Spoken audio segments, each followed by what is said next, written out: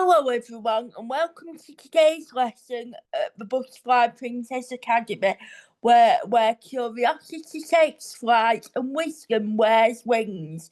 Today I would like to introduce you to the new course that I'm going to be delivering through every day's school day at the Butterfly Princess Academy. The title of this course is called The Butterfly Princess's Guide to Global Folklore and Enchanted Tales, discovering magic in myths and wonder stories across culture. Here goes. Here's the introduction. Folklore in its myriad forms has long served as humanity's collective compass, guiding societies through moral conjuries, preserving cultural memory and illuminating the universal truths that bind desperate civilizations.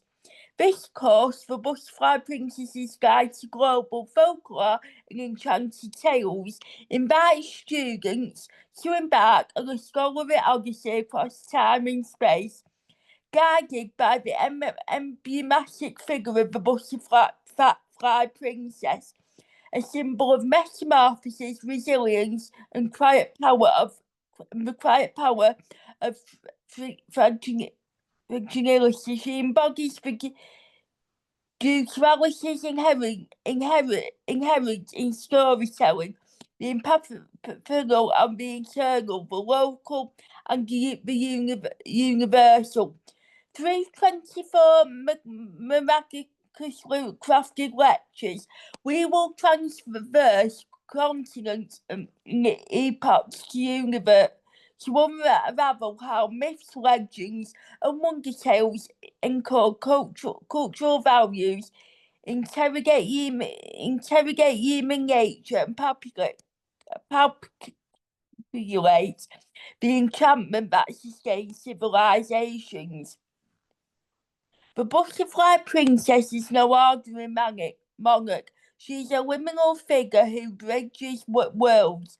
Her wings, delicate yet capable of skirting wings of change, mirror the paradoxical strength of oral traditions, fragile in their resilience and memory, yet indomitable in their persistence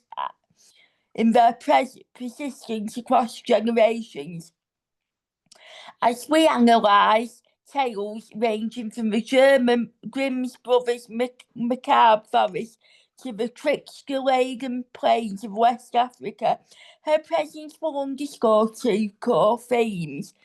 One, cultural metamorphosis. How stories adapt to reflect shifting social norms is seen in the evolution of Sleeping Beauty from Perrault's passive heroine to modern reinterpretations, emphasizing female agency. Two, universal resonance. Why certain archetypes, the beastly suitor, the cunning underdog, the vengeful crone, reoccur across geographies, revealing shared human preoccupation with love, justice, and identity.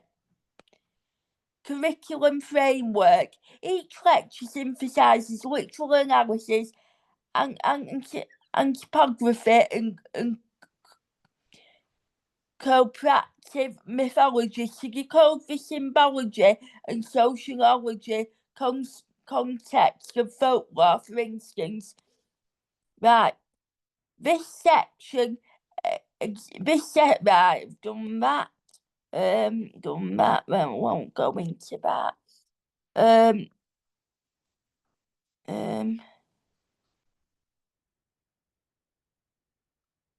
Go into that.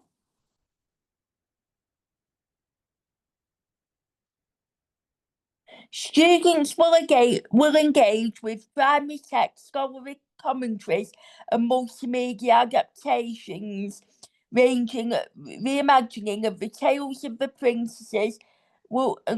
Assignments will challenge challenge learners to analyse how modern media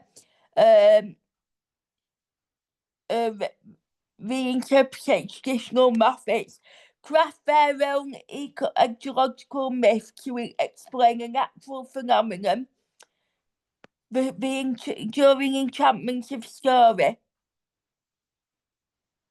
As we conclude with Epilogue Enchantment 2024, we reflect on closing formula. Happily ever after, so they say, as cultural contracts between teller and listener. These phrases are not mere endings, but invitations to populate the story's magic. The butterfly princess, ever fluttering towards new horizons, remind us that folklore is not a relic but a living tapestry, continually woven by each generation. In studying these tales, we do not merely dissect text, we reclaim our role as custodians of wonder, ensuring that the voices of the past remain audible in an increasingly disenchanted world. So, analysis. Historical and cult. The butterfly princess serves as a liminal archetype embodying themes of metamorphosis and fragility that mirror folklore's dual role as both oral traditions and enduring cultural memory. Historically, liminal figures like tricksters or threshold guardians appear in myths worldwide to symbolise traditions. For example, Hermes in Greek mythology, Asne in West Africa. Her wings representing cultural adaptations align with Claude Levi-Strauss's comparative myths as machines for the suppression of time, where stories evolve to address social shifts while retaining core truths. The course highlights structural analysis tracking how tales reflect historical context. Sleeping Beauty from provoked 17th century passive heroine reflecting French cultural ideas to Grimm's darker Briar Rose, 19th century Germanic naturalism and modern feminist retelling. For example, Maleficent's agency, the tale's evolution mirrors changing gender norms and political climates. Cinderella, the Chinese Yang Shang 19th century Tang dynasty, uses a golden stone to symbolise diverse mandate constructing with the Cherokee girl, where vanity disrupts communal harmony, a critique of the individualism in Pueblo culture. These examples demonstrate cultural symphonies with stories where stories absorb local values during transmission, such as the Buddhist themes in the Tainan Sib song, communal harmony. Folklore engulfs social magic and wisdom. Footwear in Cinderella in Yangshan, the shoe bridges mortal and divine realms, reflecting Confucian hierarchies, while Chalpis promotes a glass slipper from 17th century France symbolises unattainable luxury and social mobility during early capitalism. Three Little Pigs.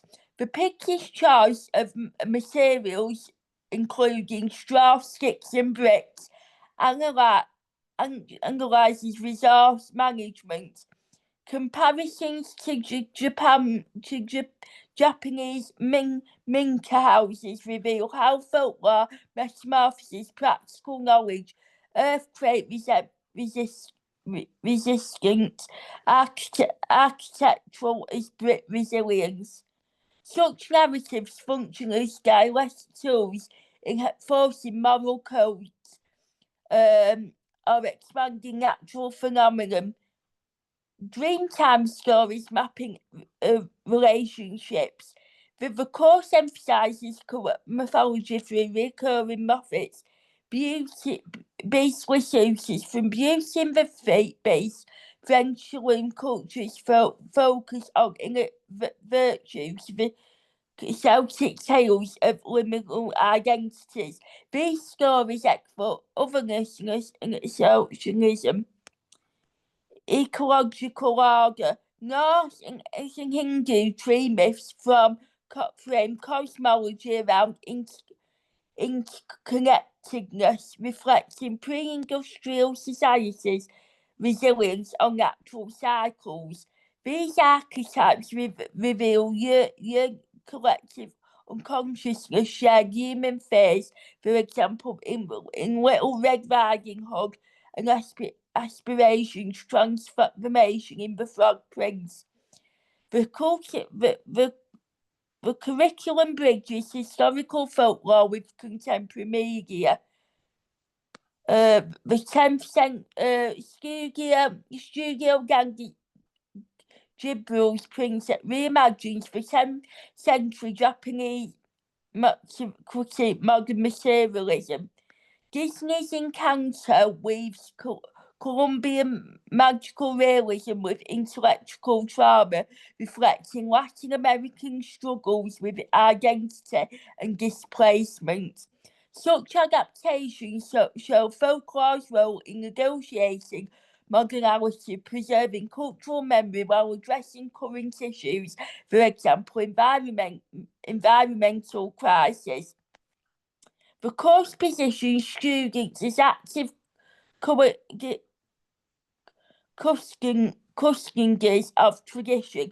Assignments like crafting ethological myths, Brimstone's view of myths as creators for social norms, encouraging crucial engagement with cultural heritage. Pan-Labyrinth, Spanish Civil War, and our Encanto fosters awareness of folklore as a tool for resistance and healing in post-colonial context.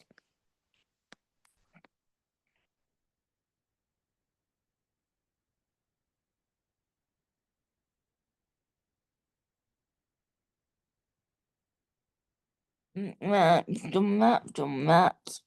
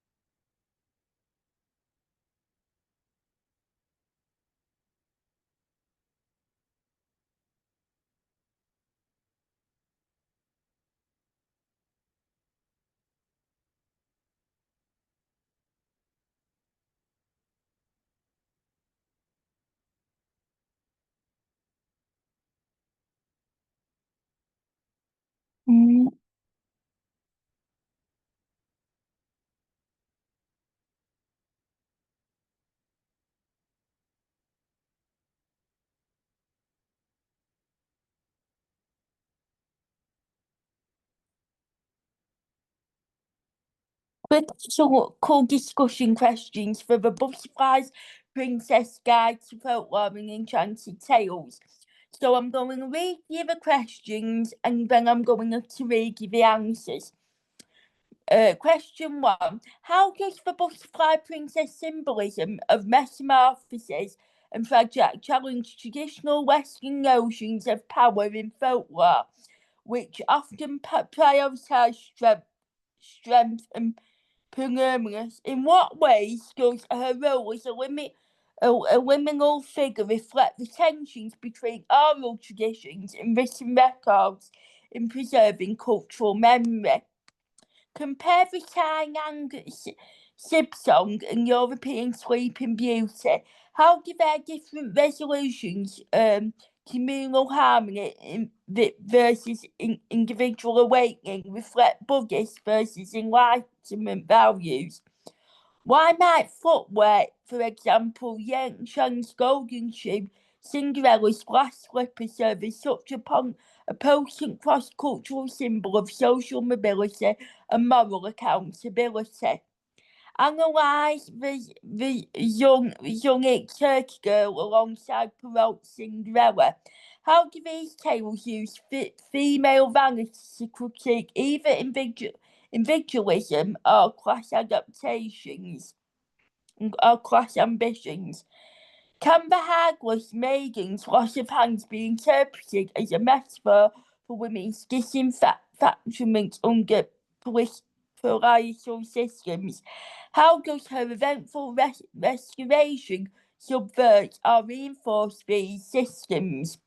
How did colonialism transform figures like Labyrinth from indigenous Greek deities into hybrid symbols of racial and material guilt? What does this reveal about cultural survival under suppression?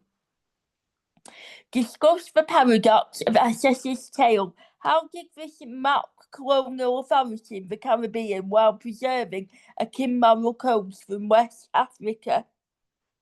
Contrast the Norse and Norse stories. How do these myths echo ecological wisdom with relevance to their respective environments? Nordic winters versus Australian deserts. In The Three Little Pigs, how does the pig's choice of building materials and into trauma resilience in post-disaster societies? Why is it significant that the course asks students to create ecological myths? How does the exercise confront morality's disattachment with the natural world? Can analysing Encanto or Pan's Labyrinth as modern folklore help bridge gaps between academic study and popular culture? What risks or rewards might this entail? Studio Gibbons Princess reimagining a 10th century Japanese tale to critique colonial consumerism. How do such adaptations ensure folklore remains a living tradition rather than just a historical artifact? Does the happily ever after trope in Western fairy tales promote harmful idealisms or idealisms, or does it serve as a necessary cultural contract for hope? Should scholars prioritise preserving folklore's original cultural context or celebrate its adaptive hybridality? Where is the line between appropriation and evolution? How might the Butterfly Princess framework be applied to analyse AI-generated stories or digital folklore in the 21st century? Design a new lecture for the course. Choose a global tale, e.g. Filipino, Maria, or Inuit, and explain how it aligns with the Butterfly Princess's themes of transformation, moral critique, or ecological order. What indescript tools would you use to decode its symbolism? So here are the questions. Metamorphosis versus Western power norms. The Butterfly Princess's fragility and transformative nature challenges Western folklore's emphasis on brutal strength, e.g. Hercules, Beowulf. Her power lies in adaptability, mirroring oral traditions for evolved to survive. For example, her catalytic symbolises storytelling's capacity to rebirth narratives across generations, contrasting with static monuments like which represent underlying power. Limiting traditional traditions. As a liminal figure, she bridges oral traditions and written records. The Brothers Grimm's transcriptions of oral tales into Kinder and Hoffman amplifies the tension, preserving stories but ossifying their fluidity. Her wings delicate, yet delicate, yet capable of skirting change, reflect oral storytelling's resilience despite colonial evasion. Sleeping Beauty versus Nang's Sib-Song. The title prioritises communal harmony, Buddhist ideas, where the princess's awakening requires collective effort.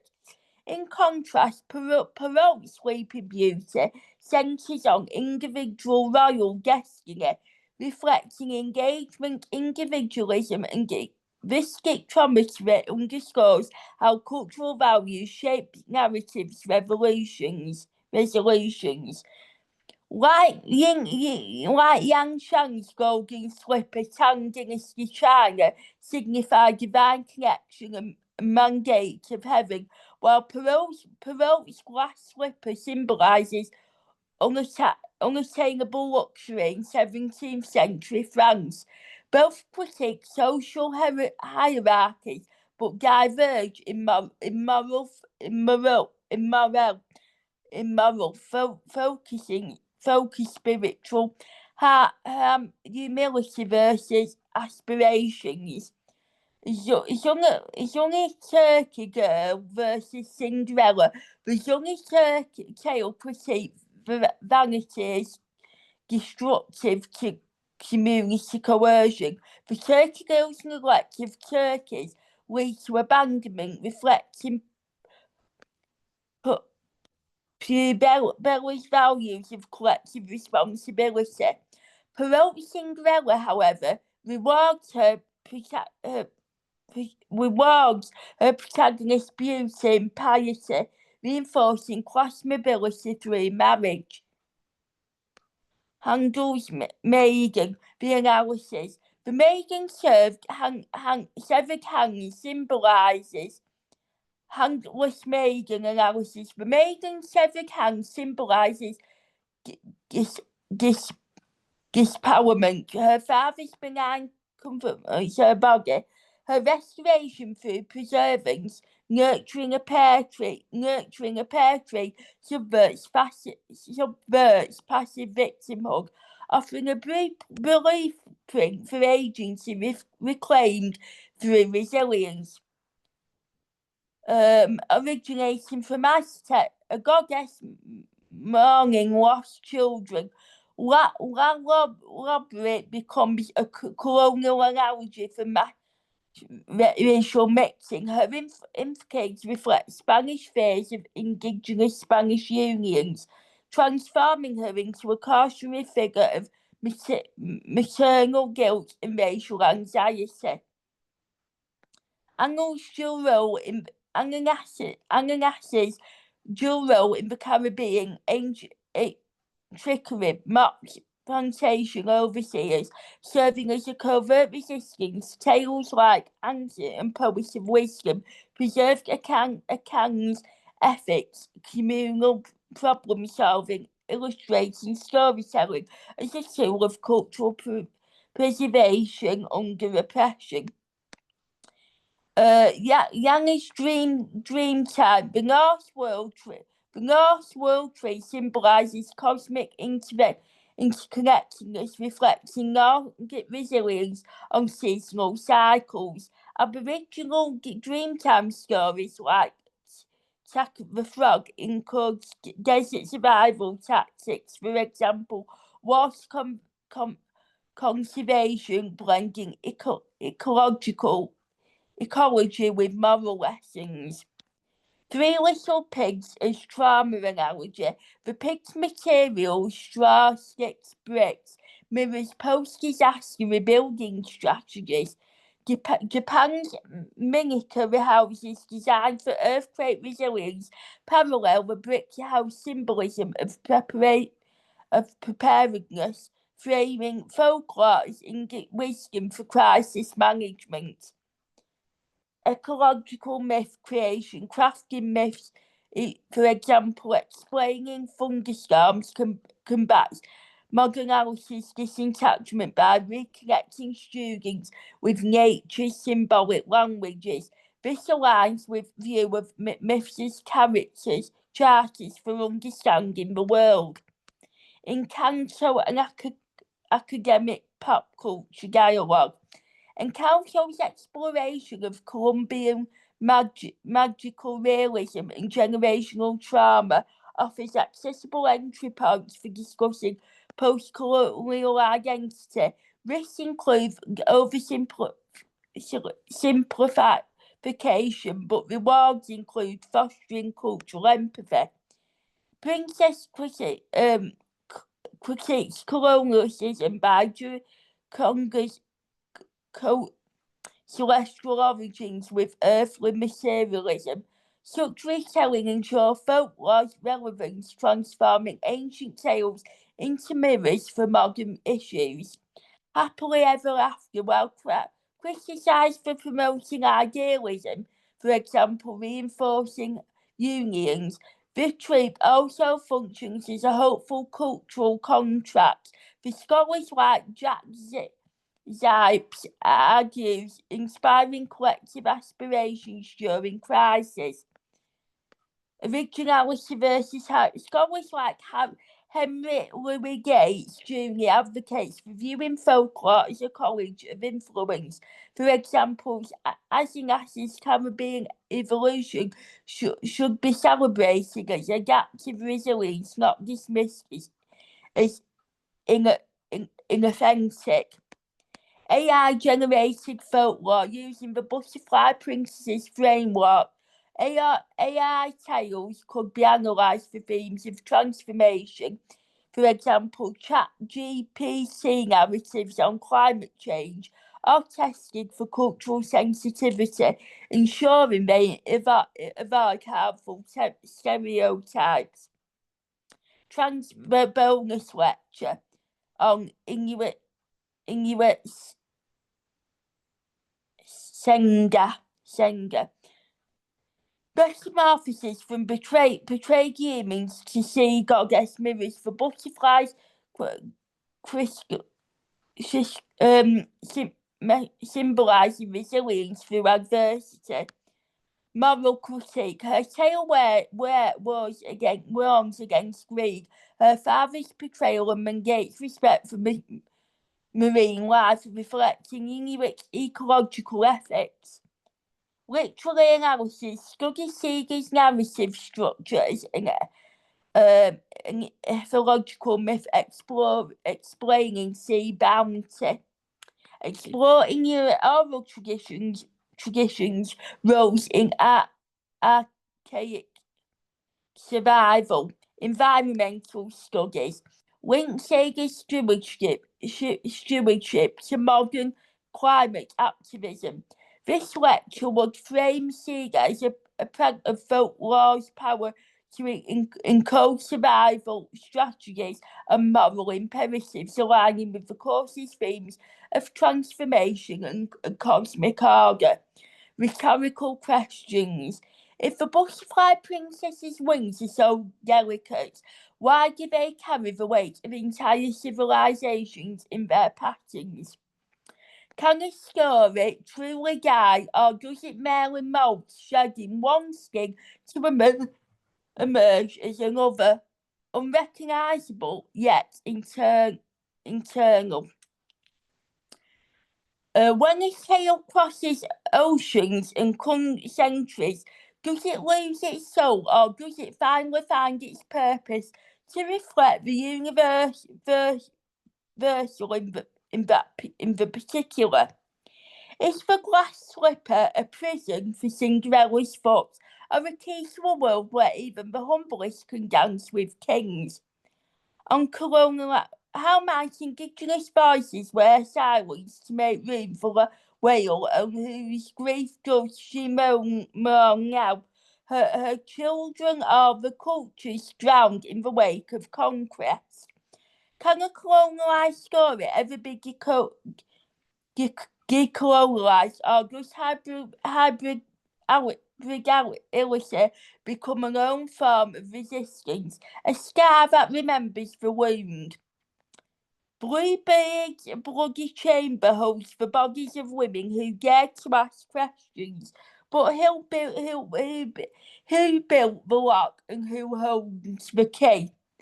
When the hangless maiden grows new hands, are they hers, or do they belong to the size that maimed her, repayment for the debt she never owed? If the Nordic roots are withering in a warming world, what stories will we tell when the last tree falls, and who will there be left to listen? The three little pigs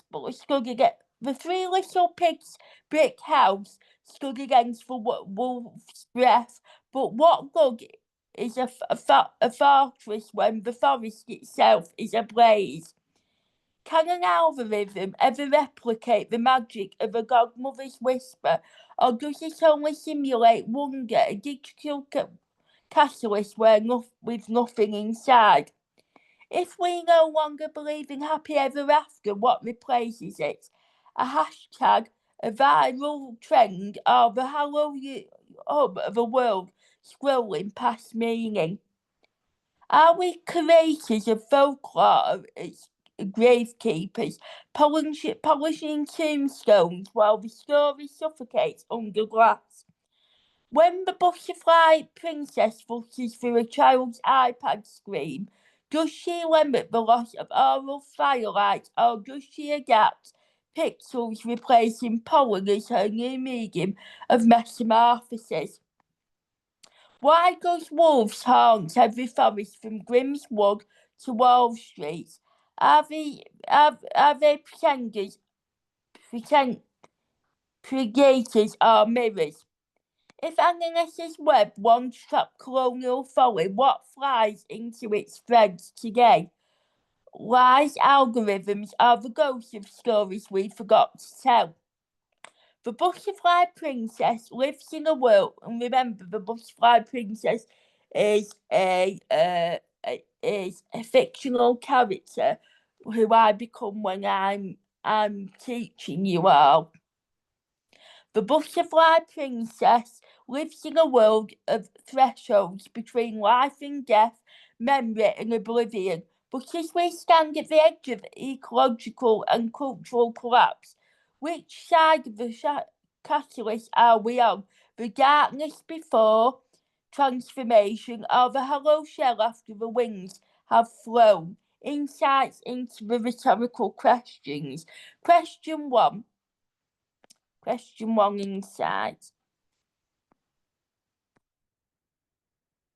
If the butterfly inside, the fragility of the butterfly princess's wings mirrors the vulnerability of oral traditions, yet their intricate pattern symbolises the enduring power of stories to encode cultural wisdom. Like a spider's web, folklore's strength lies within its interconnections, not regionality. Curiosity becomes resilience through adaptations. Question 2. Insights. Stories evolve rather than perish. Consider the transformation of Cinderella across cultures, from Yanqing's fishbones, Tang Dynasty China, to Perrault's glass slipper. Each iteration sheds outdated values. For example, passive femininity, while retaining universal themes such as justice. Folklore modes to survive, ensuring its core truth persists. Insight. Question 3. The soul of a story lies in its adaptability to resonate across contexts. The Zuni Cherokee girl and the French Cinderella both critique vanity, but the former emphasises communal responsibility, Pablo values, while the latter rewards individual aspirations, enlightenment, ideals. Hybrid originality enriches creating a mosaic of human experiences. Question next insight. The slipper embodies duality. Its fragility reflects social constraints on women, like foot binding symbolism. Yes, it exclusively grants Cinderella access to power. Modern retellings like Ever After reframe it as a tool of agency. She chooses the prince, transcending the shoe's limits. Next question, insights. Robbie Williams evaluate evolution from Aztec goddess to cautionary tale reflects cultural evasion.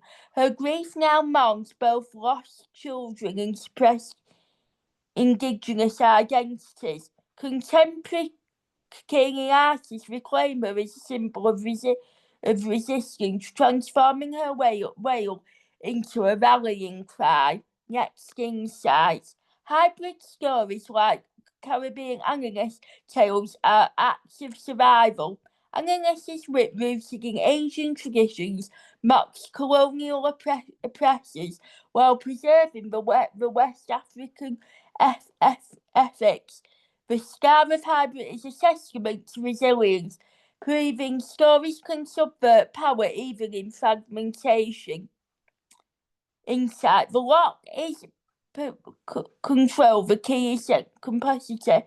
Angela Carter's The Bloody Chamber reimagines the wife as a survivor who seizes the key, challenging systematic silence. The tale becomes a mirror exposing how societies normalise violence against women. Next question, insight. Her restored hand symbolises reclaimed agency, but their orange's divine intervention complicates autonomy. The tale critiques practical binaries. Women must often rely on external saving survivors. Modern readings suggest her hands grow from inner strength, not social debt. Next insight. Myths like the Norse world tree encode ecological interpretings. Their erosion parallels environmental collapse. New stories must emerge like indigenous climate activism that blend ancient wisdom with urgent calls for stewardship. The tale's lessons on preparedness assumes a stable environment. Today's crisis, while including wildfires, pandemics, demand collective action over individualism. Reimagining the pigs as a community building fire-resistant homes could reframe the folklore insights. AI-generated stories lack the lived context of oral traditions, yet projects like OpenAI's DALLE visualizing folk tales might spark new creativity. The danger lies in configuring wonder. The catalyst must nurture, not hollow, the metamorphosis. Next question, insight. Modern analysis happily ever after might be collective action. Hashtag the Me Too movement. Climate strikes, yet fleeting trends risk superficial folklore's role is an anchor, hoping enduring narratives like the butterfly's princess's flight towards justice. The butterfly princess writes some insights. Humanity stands at a precipice, climate collapse, cultural evasion. The calculus is both parallel and promise. Folklore's task is to guide us through the dark, ensuring the wings that emerges carry not just survival but renewal. The stories we tell now will determine whether we emerge transformed or remain trapped in the shell of a dying world. Right. Closing thoughts. The eternal flight of a story. Folklore is not a relic of the past, but a compass for the future. A living tapestry woven from the threads of human resilience, imagination, and collective memory. The Butterfly Princess's Guide to Global Folklore and Enchanted Tales invites us to see stories as more than entertainment. They are maps of morality, mirrors of society, and blueprints for survival. From the of colonial trauma to the fragile wings of feminist reclamation, these narratives teach us that transformation is not merely possible but inevitable, so long as we dare to listen, to adapt and retell. As curious as Cuskin Garys of this ever-evolving legacy, we are tasked with a sacred duty to ensure that the voices of the past are not silenced but amplified, that the lessons of the ancients are not forgotten but reimagined. The Butterfly Princess's flight reminds us that even the most delicate stories can stir hurricanes of change. Inspirational quotes to carry forward. Stories are the communal currency of humanity. Just as the butterfly might struggle to emerge from its chrysalis, so too must we wrestle with our stories to find their truth. Until the lions have their own histories, the history of the hunt will always glorify the hunter. Folklore is the whisper of the oppressed, louder than the shouts of empires. We do not need magic to transform our world. We carry all the power we need inside ourselves already. The imagination is not just a state, it is the human existence itself. The universe is made of stories, not atoms. Another world is not only possible, she is on her way. On a quiet day, I can hear her breathing. To survive, you must tell stories. What is a legacy? It's planting seeds in a garden you never get to see. Final call to wings. Let the Butterfly Princess's journey be your guide. When faced with injustices, channel Anansi's cunning. When silence wield Lorona's limits as a weapon. When the world feels disenchanted, remember fairy tales are more than true. Not because they tell us dragons exist, but because they tell us dragons can be beaten. Carry these stories, retell them, reclaim them, for as long as there are voices as to whisper, wings to flutter, and hearts to wonder, the cat of our shared humanity remains unbroken. Now go stir and wing. And that, ladies and gentlemen, concludes today's lesson of the Butterfly Princess Academy.